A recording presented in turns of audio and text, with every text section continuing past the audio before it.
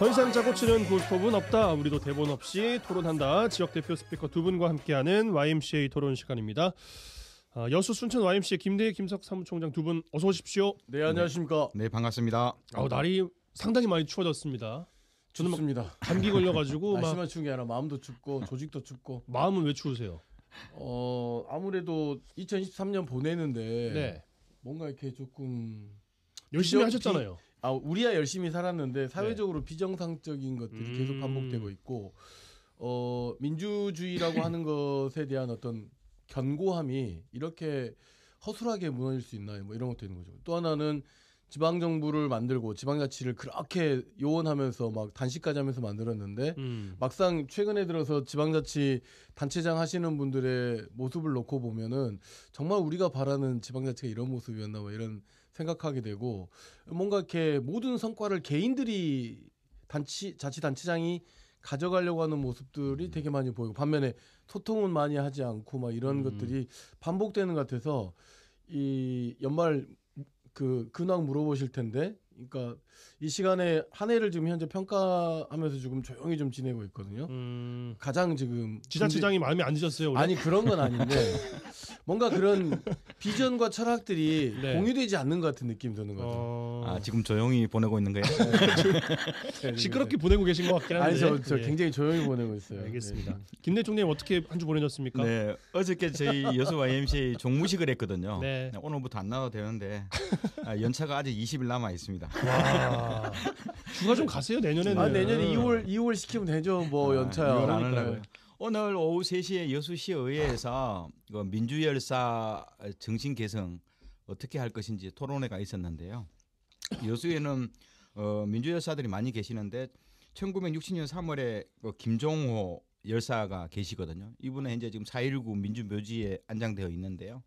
그리고 전남대학교 당시 여수대학교죠. 오영건 열사 등 지역 열사들이 많이 계시는데 내년도에는 이분들의 정신들을 어떻게 좀 개성하고 지역의 민주주의를 어떻게 고취할지. 왜냐하면 윤석열 정부하에서 민주주의가 이렇게 고마운 줄 몰랐거든요. 그래서 내 삶과 내 생활 속에 들어오는 민주주의를 이 여수 지역에 있는 열사님들 정신들을 시민들과 함께 공유하면서 내년에는 여수시 의회하고 또 지역의 시민사회가 좀 민주화 운동 개성 사업회도 만들면서 이 열사들의 정신을 개성하는 그런 본격적인 운동을 하자고 오늘 오후 3시에 토론회에서 논의가 좀 되었습니다. 예. 그 하나만 좀 말씀드릴게요. 네네. 여순 10.11구 사건 관련해서 진상보고 조사 기획단을 여순위원회에서 정보위원회 차원에서 구성을 했는데 이 구성 자체가 굉장히 뉴라이트, 역사 왜곡에 대한 부분이 대단히 좀 심각한 것 같아서 이 문제에 대해서는 그 전체적인 시민들이 입장이 좀 다르더라도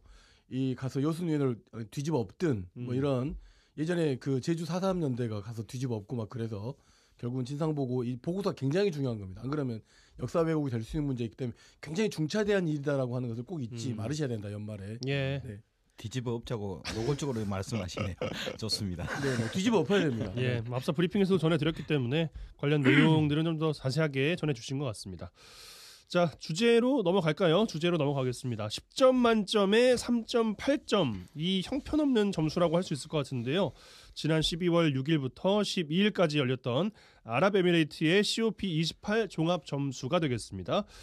이런 점수를 받은 이유 정리해보고요. COP33 유치를 또 준비하고 있습니다. 우리 지역에서는 여수와 남해안 남중권 도시들 경쟁력이 과연 있는지 종합적으로 살펴보겠습니다. COP28 아무래도 많은 또 기대감이 있었던 게 사실이거든요. 기후위기 시대에 어떤 해법을 제시할 수 있을 것인가.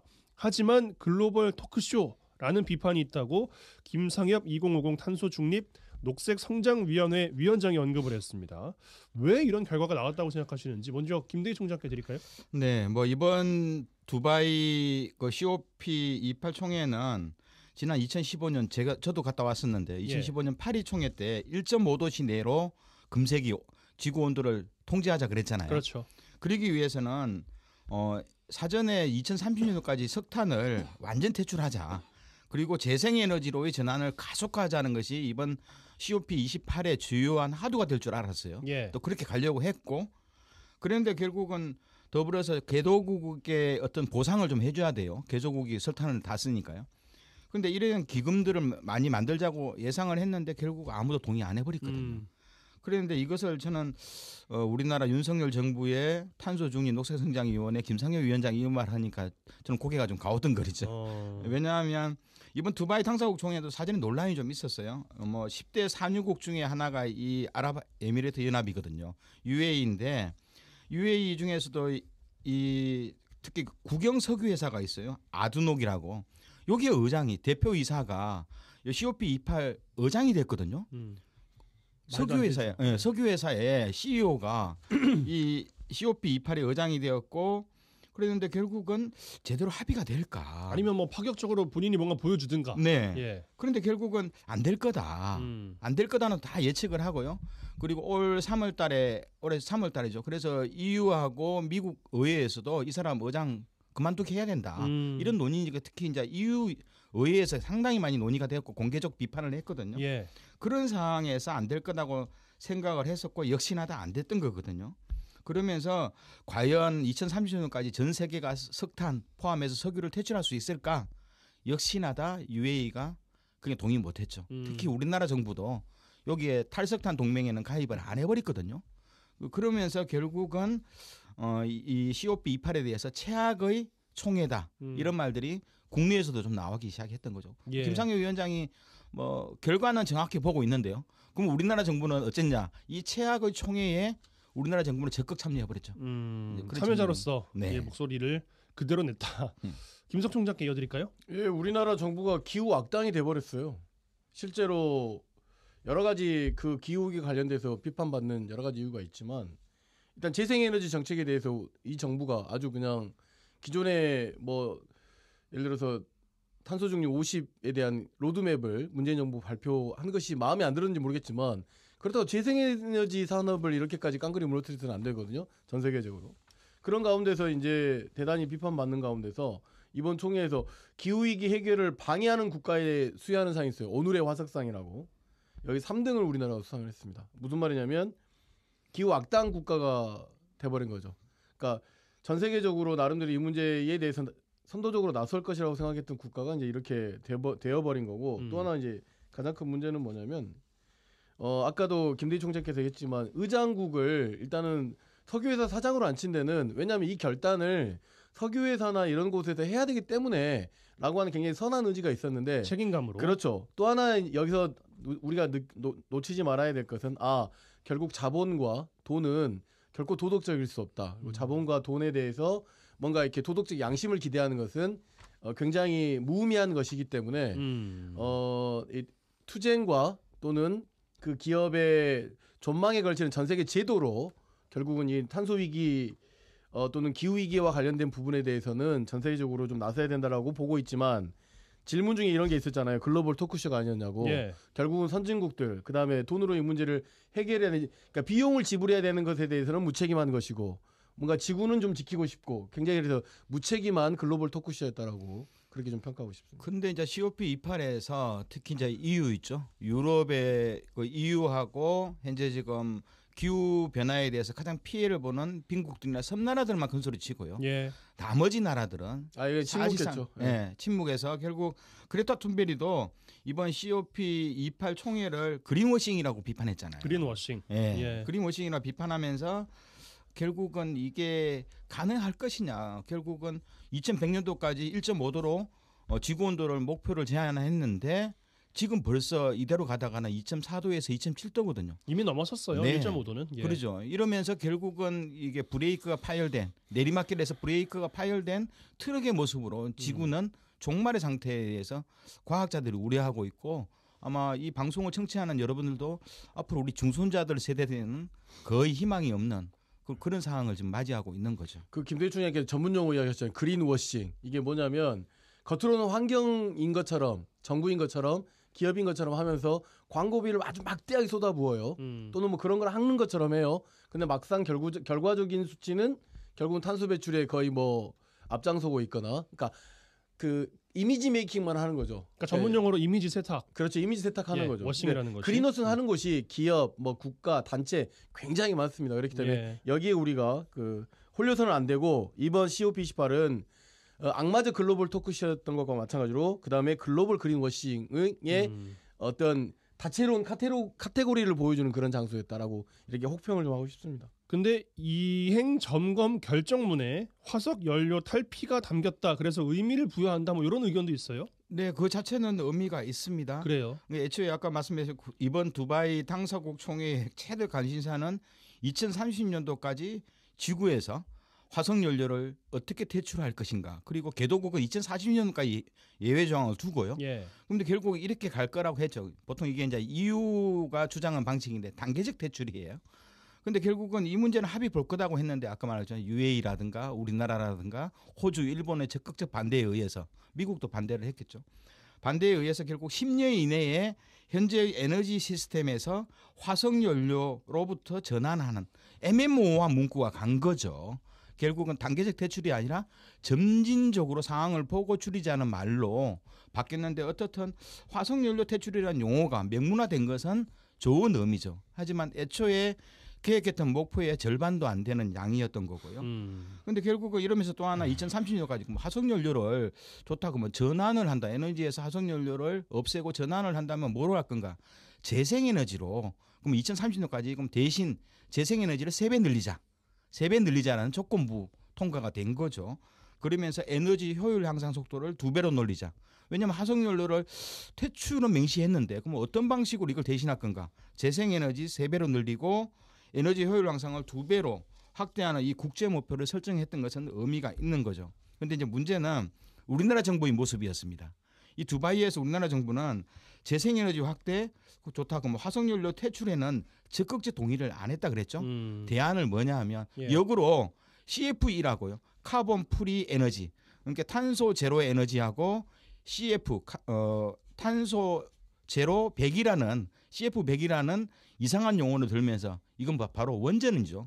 원전 확대 운동에 서명만 받고 다녔던 거예요. 우리나라는. 그래서 전국에 전 세계적으로 195개 나라가 왔는데 여기에 25개 나라가 동의해 준 거예요.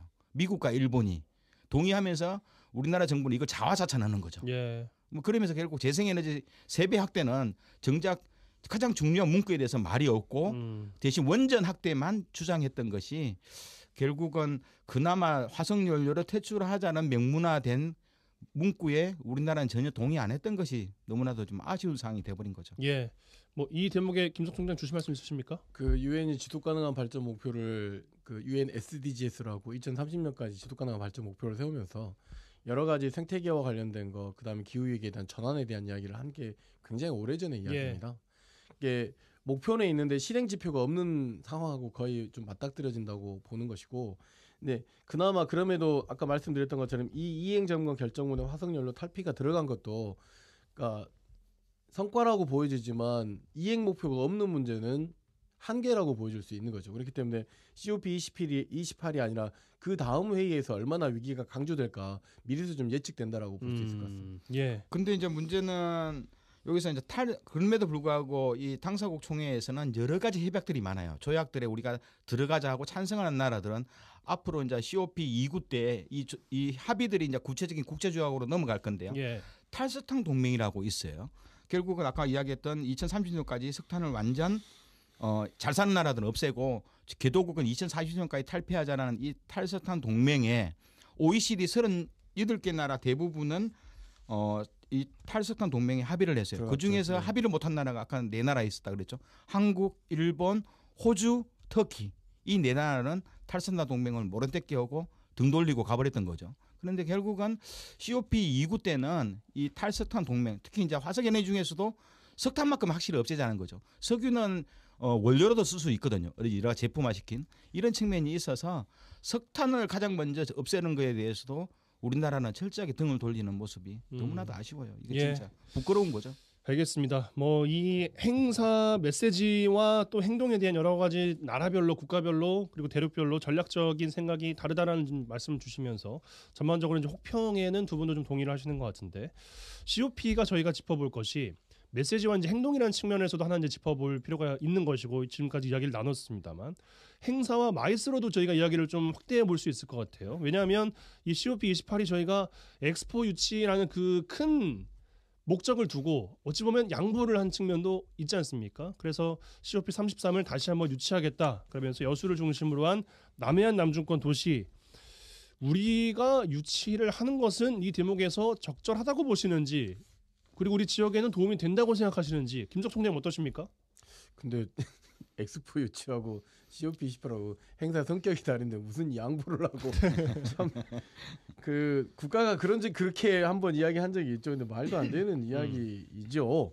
그다음에 방금 우리가 이야기했던 것처럼 그 평균 1.5도 오르는 문제나 그다음에 탈석탄, 그다음에 탈화석연료 탈피, 그다음에 기후 위기 에너지와 관련된 내용들 이런 것들을 주로 어떤 국제적 협약의 국가 간의 관계 안에서 또는 비정비국가 NGO 관련된 NGO 기구들이 제안하는 것에 대해서 서로 협약하고 뭐 이런 향후에는 이제 다양한 이야기들이 나오긴 하겠지만 그런 것들이 이루어지는 굉장히 중요한 전 세계적 글로벌 그 기후 위기 대응에 대한 국가 정상 회의들이라고 볼 수 있는 거잖아요.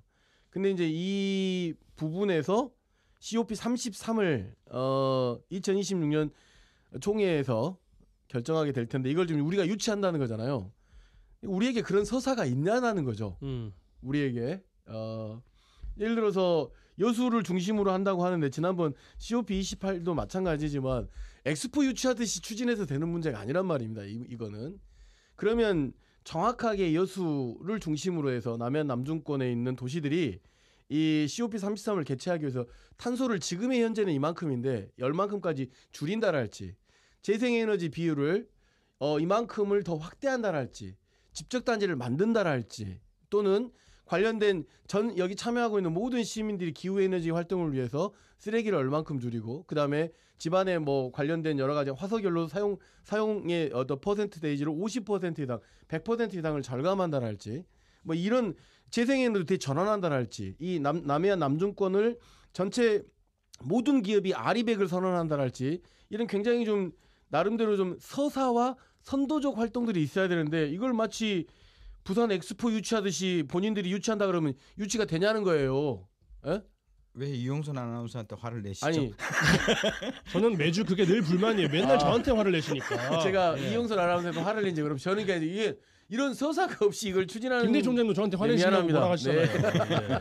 하여튼 그러니까 유치를 반대하는 건 아니고요. 굉장히 중요한 거죠. 왜냐하면 COP33을 유치한다고 하면 굉장히 좀 환경적, 생태적 기후 위기에 대응하는 도시가 될 수 있는 거라고 하는데 이제 그렇게 하기 위해서는 이 회의를 유치하는 것보다는 좀 서사를 함께 만들기 위한 정리를 좀 해보겠습니다. 제가 김대희 총장께 질문을 또 이어드릴 텐데 네네. 유치와 개최를 계기로 우리나라와 그리고 지역 산업의 어찌 보면 기후 정책의 변화를 꾀하겠다. 그러니까 개최하고 나면 꽤 볼 수가 있다. 왜냐하면 많은 분들의 공감대가 이루어지니까라는 취지로 설명된 것도 한 측면이 있어요. 근데 그것보다는 김석 총장의 말은 우리도 그린워싱이 목적이 아니라면 석유, 철강, 화학회사가 질비해있는 우리 지역에서 유치를 한다고 하면 유치하기 전에 드라마틱한 어떤 결과물을 내놓고 이걸 가지고 홍보를 해야 그렇죠. 유치가 되지 않겠느냐. 네네. 이것 아니겠습니까? 김대희 총장님. 네, 제가 보기에는 그러니까 진실성이란 게 있어요. 예. 어떤 뭐 사람이 어떤 행동을 하면 저게 진실된 건가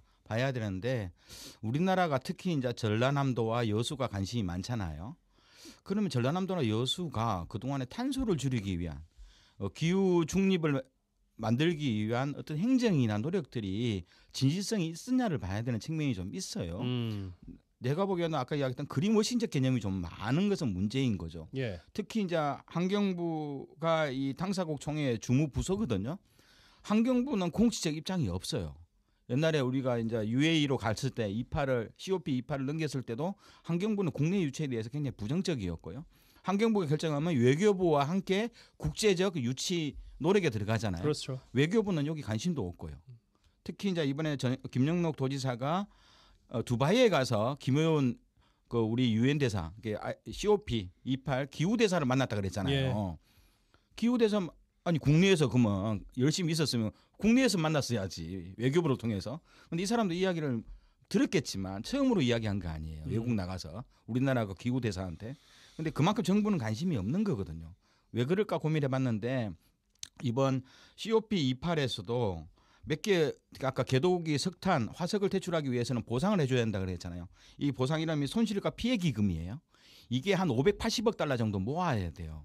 모으기로 했는데 이번 COP28은 결국 8억 달러밖에 못 모았거든요. 1조 한 8천억, 아니 1조 3천억 정도, 아니 1조 300억 정도 모았는데 우리나라는 돈 안 냈어요.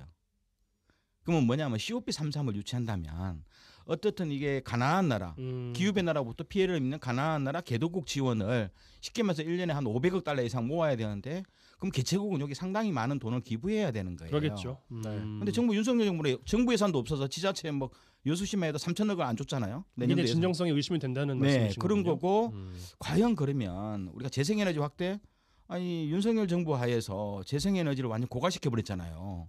왜냐하면 30년에 걸쳐서 40만 명 정도 정규직이 있는 재생에너지 사업이 윤석열 정부 들어서 부도난다. 그래서 이창용 전 산자부 장관이 대통령실에 가서 아니 대통령 이거 큰일 납니다. 이것도 우리나라가 산업부 내에서도 주요한 우리의 경제적 기반인데 지금 재생에너지 고사 정책을 하면 이 40만 명의 일자리와 재생에너지 30년 동안에 가져왔던 재생에너지 기술적 기반이 무너집니다. 정부 차원에서 이거 조치를 좀 취해줘야 됩니다. 잘라버렸잖아요. 이렇게 직언을 했던 장관을 잘라버릴 정도로 기후변화에 대해서는 관심 없는 정부가 과연 이거 적극적으로 해야 될까? 의장국이면 책임을 다해야 되거든요. 근데 UAE도 이게 국영석유회사 CEO가 의장인데 자기도 어쩔 수 없어서 재생에너지 세배 확대를 적극적으로 그거라도 밀고 나갔던 거거든요. 예. 근데 우리나라가 결국은 이 당사국 총회 3.3을 유치한다면 어떻든 국내외 웃음거리가 되지 않으려면 뭐 이번 UAE가 웃음거리 돼버렸잖아요. 우리나라도 뭐 이제 애국에서 그럴까 아시아만 가면 왜 웃음거리냐.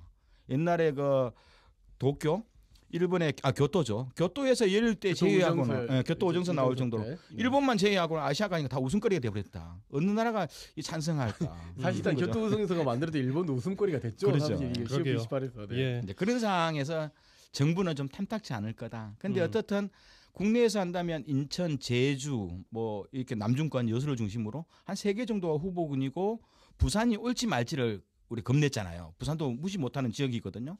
근데 결국은 부산은 이제 엑스포로 간바람에 COP 28에서 빠져버렸잖아요. 예. 그럼 이제 엑스포를 안 한다면 부산도 행사로서 국제적 행사로서 부산도 덤빌 가능성이 높을 거다. 이제 이렇게 보는 거죠. 예. 알겠습니다. 방금 말씀 중에 뭐 큰 건 아닙니다만 이제 이창용 총재 같은 경우는 산자부 장관 한 적이 없네요. 한국은행 총재를 지금 이제 하고 이창용 있고. 총재 이 앞때 윤석열 정부 제1기 때 이창용 총재 산자부 장관이었어요. 예.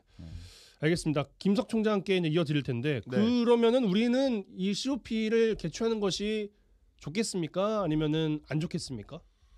저한테 그렇게 직접적으로 두 가지를 물어보려고요. 네.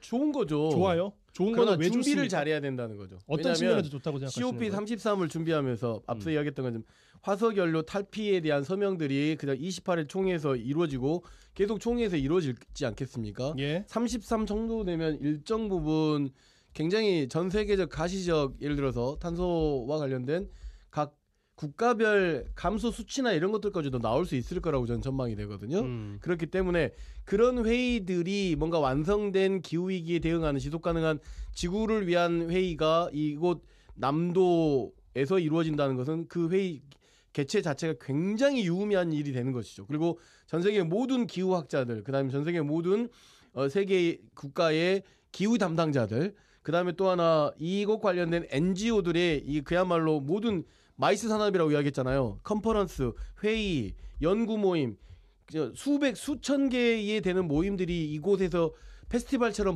기후와 관련돼서 페스티벌처럼 벌어진다고 했을 때에 순천만, 여수 곳곳이 가지고 있는 자연환경뿐만 아니라 이 기후위기에 관한 이 노력이 일정 부분 반영돼 그런 노력들에 대한 것들이 기대 수치가 높아진다고 하면 얼마나 커지겠습니까? 이 유형에 그다음에 무형에 굉장히 큰 의미가 있는 것이지만 혹시나 이것을 엑스포처럼 산업 개발에 또는 뭐 이런 비즈니스적인 이익이 굉장히 클 거라고 하는 것은 조금 좀 생각을 좀 고쳐 먹어야 되지 않겠냐라고 말씀을 드리고 싶고 근데 유치하기 위한 노력은 굉장히 해서 유치가 된다고 하면 굉장히 좋은 일이다. 알겠습니다. 예. 근데 이제 우리가 보통 이제 공부를 못하는 사람이 어떤 계기를 가지고 뭐 공부를 확 잘할 수도 있는 거거든요. 벼락치기가 통하는 경우도 있으니까요. 예, 이제 그런 경우 긍정적으로 좀 볼 수도 있죠. 저는 이제 이런 후자 그러면 대체로 배나라도 있으면 좋겠다. 그게 국제 행사를 통해서.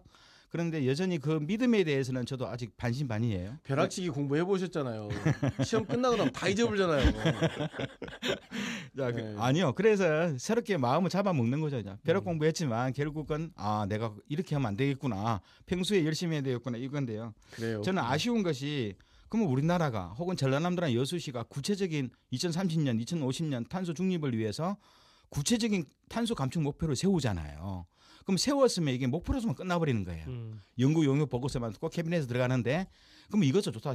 감축하기 위한 구체적인 행정적 노력이 실효적 노력이 있어야 되는데 없었던 것이 너무 아쉬워서 진실성을 봐야 된다고 봤던 건데요. 예. 그리고 또 하나 여수라면 여수 산단 특히 이제 우리나라 225개 기초자치단체 중에서 1위가 여수가 탄소 배출이 가장 많고요. 3위가 광양이거든요.